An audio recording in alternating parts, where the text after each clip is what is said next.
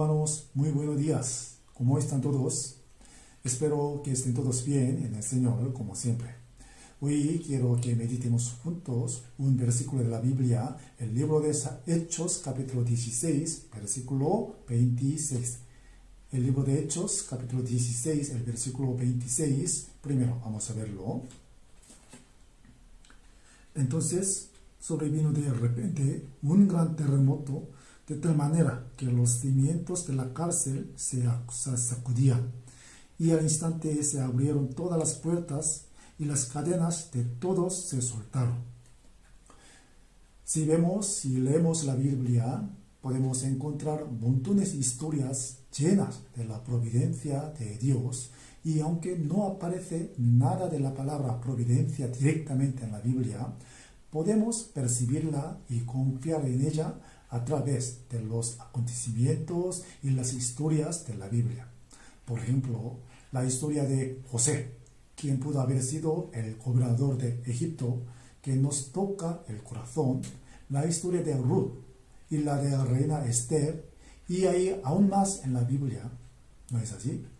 Si vemos y pensamos en estas historias tan impresionantes, podemos percibir la providencia de Dios y confiar en su plan y su control. Hoy también, por medio del versículo que acabamos de leer, podemos ver la providencia tan maravillosa de Dios que se mostró no solamente hacia el apóstol Pablo y Silas, sino también hacia el carcelero. Creo que todos nosotros sabemos bien el fondo de esta historia. Mientras Pablo y Silas estaban predicando evangelio en Filipos, aunque muchas personas estaban convencidos por el evangelio, fueron detenidos y encarcelados. En este escenario podemos ver la semejanza al caso de José y podemos saber que Dios trabaja con las maneras similares para enseñarnos su plan y salvar a las personas.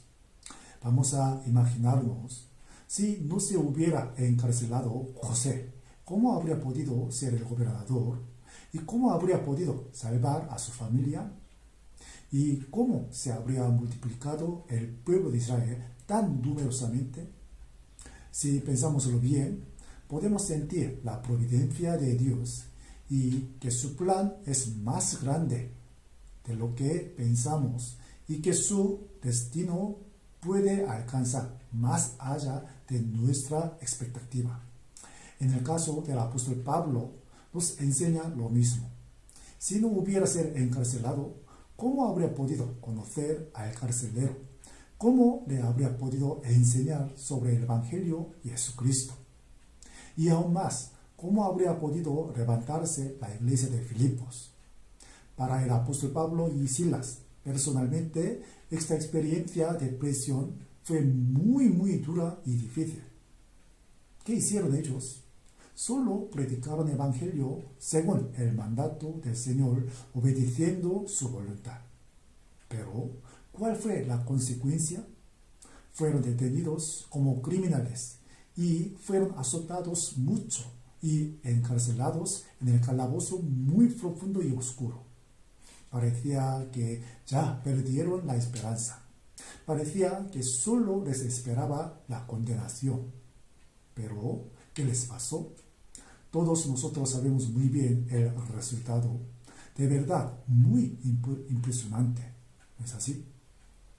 Entre el versículo de hoy me llaman atención algunas palabras. De repente, gran terremoto y se sacudieron los cimientos. De repente, en un momento inmediato, sin ser consciente, vino algo impactante. De hecho, en este mundo, en nuestra vida, hay montones de estas cosas repentinas y nos esperan. La gente sorprende mucho cuando encuentra algo imprevisto. Y cuanto más impactante es, más personas se sorprenderán mucho, como lo de este virus, ¿verdad? Cuando pienso en esta expresión de repente, me preguntaba, ¿qué para la gente? ¿Cuál será más sorprendente? Habrá mucho. Sin embargo, yo creo que lo más impactante será la segunda venida del Señor.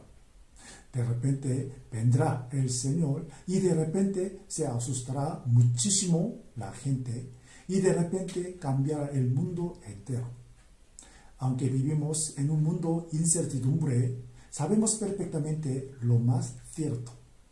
Así que podemos estar tranquilos ante esas cosas imprevistas como el apóstol Pablo y Silas.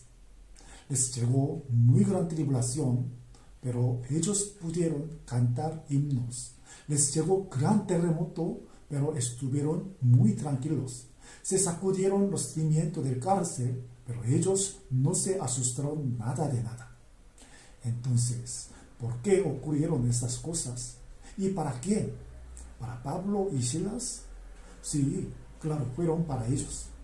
Creo que la razón por la que hizo Dios estas cosas es para hacerles darse cuenta de que Dios está con ellos y para añadirles más confianza en el poder de Dios.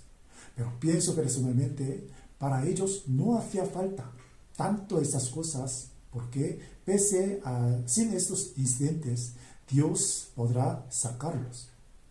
Entonces, ¿por qué Dios lo hizo?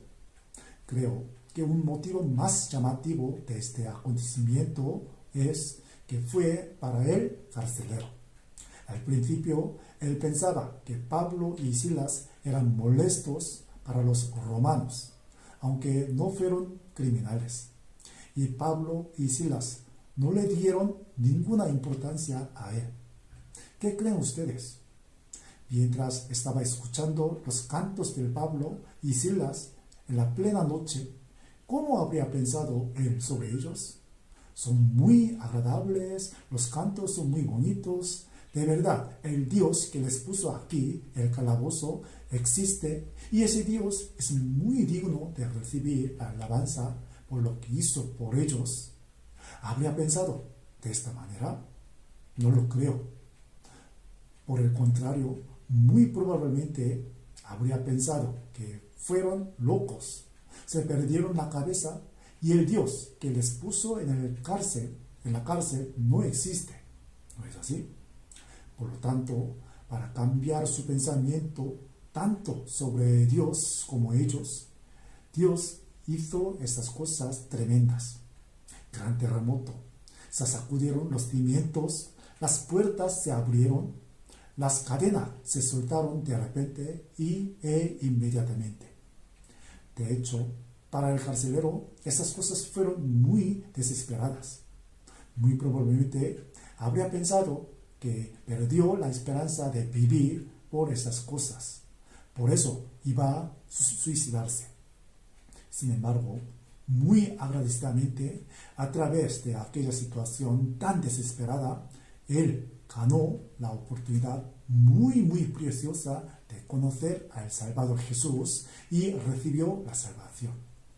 Vamos a suponer, si no hubiera ocurrido este accidente, el carcelero habría podido conocer al Señor, habría podido recibir la salvación y además, ¿acaso se habría podido levantar la iglesia de Filipos tan firmemente? Creo que no, ¿verdad? Esta situación fue muy milagrosa para Pablo y Silas, pero para este carcelero, al principio, no fue algo agradable, sino algo que nunca debería haber sucedido. Pero Dios hizo y utilizó esta situación tan desesperada para salvarle. Entonces, hermanos y hermanas, vamos a pensar y meditar un poco más de palabra de hoy. ¿Qué situación tenemos ahora? ¿Y qué nos hará esta situación? Espero que la meditación de hoy les sea muy útil para conseguir la respuesta de esta pregunta. Y mantengamos en confiar en la providencia de Dios. Que tengan muy buen fin de semana a todos y nos veremos pronto.